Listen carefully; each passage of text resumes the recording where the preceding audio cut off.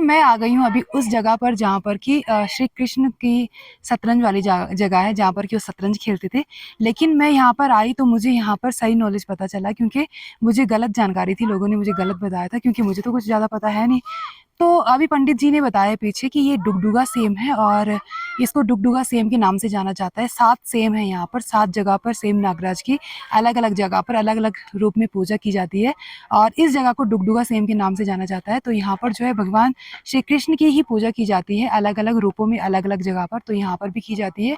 चलिए पंडित जी से पूछते हैं कि वो ये किस जगह के लिए फेमस है, ये शिला क्या है, क्यों ये हिलती है और क्या फेमस है यहाँ पर।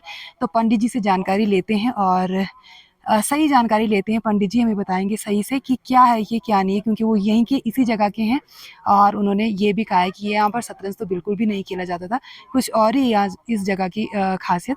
तो चलिए पूछते हैं पंडित जी से और सही नॉलेज लेते हैं। चलिए तो दोस्तों यहाँ पर जो है ये शिला है जो कि एक उंगली लगाने से हिलती है और एक हाथ लगाने से भी। तो यहाँ पर पंडित जी विराजमान है, उनसे पूछते हैं इस जगह की खासियत के बारे में कि क्या खासियत है इस जगह के बारे में। तो पंडित जी आप बताइए जरा क्या खासियत है इस जगह के बारे में और क्यों लोग आप आते हैं यहाँ पर, क्यों मानते हैं लोग इसको। नमस्कार जी मैं डुगडुगी सेन का पुजारी रामपाल बिष्ट। जी मैं आप सभी भक्तगणों से भगवान श्री कृष्ण नागराजा की ओर से भगवान श्री नागराजा का आप सभी लोगों पे आशीर्वाद बना रहे। जी और मैं आप जब यहाँ पर पूछ रहे हैं ये जो डुगडुगी सेम है भगवान श्री कृष्ण का, जी तो इस शिला के ऊपर भगवान श्री कृष्ण जब द्वापर में यहाँ आए थे तो भगवान श्री कृष्ण ने इस शिला के ऊपर बंसी बजाई थी। अच्छा। और जैसे भगवान श्री कृष्ण अपनी बंसी बजाने में मगन हुए तो उस टाइम ये शिला हिल पड़ी थी। जी तो इस शिला को डुगडुगी सेम के नाम से प्रसिद्ध माना जाता है। और जो श्रद्धालु यहाँ पर आते हैं तो यहाँ पर ये कलवा बांधा हुआ देख रहे हैं आप, ये नाले के धागा जो बांधे हैं इनसे मन्नतें पूरी होती है जी। और जब आदमी की मन्नतें पूरी हो जाती है उसके बाद इस बंधन को खोलने जरूर आना पड़ता है। अच्छा। और यथावत रूप में ये भगवान श्री कृष्ण का दूसरा स्थान डुगडुगी सेम। जी तो यहाँ 7 सेम विराजमान है जी। जहाँ भगवान श्री कृष्ण ने 7 सेम में अपनी अलग अलग रूप में लीलाएं रची थी। जी। और जो भगवान श्री कृष्ण जब यहाँ पहुंचे थे द्वापर महाभारत समापन के बाद, तो जो यहाँ के मेन राजा थे गंगूरमोला महाराज 52 गणों के राजा थे, तो वो भगवान श्री कृष्ण के प्रिय भक्त थे। अच्छा। कालियानाग।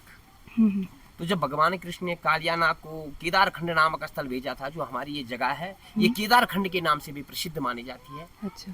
और भगवान श्री कृष्ण की उत्तर द्वारिका। अच्छा।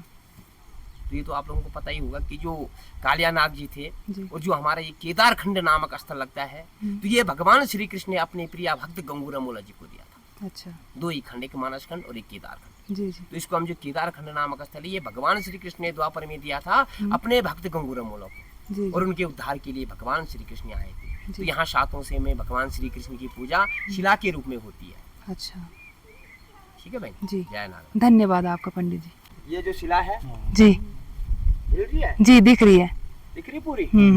इसमें ज्यादा बल लगाने की जरूरत नहीं पड़ती है, यथावत रूप से हो जाती है ये अपने आप जी। ठीक है। और इसका दूसरा आकार क्या है, यह शिला भगवान श्री कृष्ण की गोवर्धन पर्वत की तरह यहाँ से उठती है। हाँ सही में।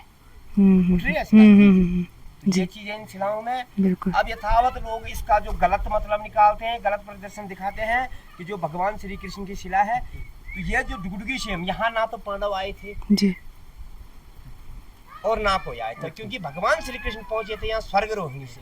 तो स्वर्ग रोहिणी से भगवान श्री कृष्ण ने युधिष्ठिर महाराज को स्वर्ग की ओर जब भेज दिया था, उसके बाद भगवान श्री कृष्ण यहाँ पहुंचे थे। और महाभारत में माता गांधारी का जो श्राप भगवान कृष्ण को था, उस श्राप के निवारण के लिए भगवान श्री कृष्ण ने स्वयं 12 साल गुप्ताश्रम में तपस्या की थी। और तपस्या पूर्ण होने के बाद भगवान श्री कृष्ण चले अपने भक्त गंगूरमोला के पास, और गंगूरमोला जी से भगवान श्री कृष्ण ने जगह दान मांगी 9 हाथ 9 विधि, जहाँ पर हमारा मंदिर प्रतिष्ठित का स्थिर बना हुआ।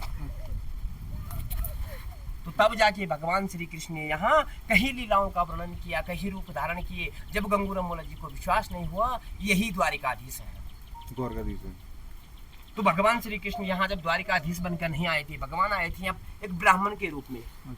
ब्राह्मण के रूप में जब भगवान श्री कृष्ण यहाँ पहुंचे, तो भगवान श्री कृष्ण अपने भक्त गंगूरमोला के पास गए और उनसे जगह मांगने की याचिका लगाई। तो गंगूरमोला के ऐसे घमंडी राजा हुए थे, क्रूर हो गया था उनको अपने आप पे, और उन्होंने भगवान को पहचानने से इनकार कर दिया और जगह देने से मना कर दिया कि मैं किसी को जगह दान नहीं देता जी, क्योंकि यहाँ जो हूँ मैं स्वयं हूँ।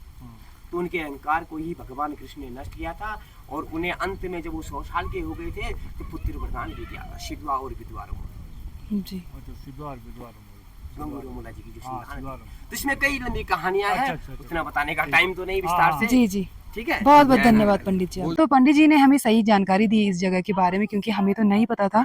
हमें कुछ गलती सुनने को मिला था और हम वही बोलते जा रहे थे। लास्ट वीडियो में भी मैंने कुछ गलती बोला था शायद, क्योंकि मुझे जो बताया गया था मैंने वही बोला। तो यहाँ पर पंडित जी का बहुत बहुत शुक्रिया, उन्होंने हमें सही जानकारी दी है। अभी और लोग भी यहाँ पर आए हैं, पूजा हो रही है और उन लोगों को भी सही जानकारी मिल गई है। धन्यवाद पंडित जी आपका सही जानकारी देने के लिए।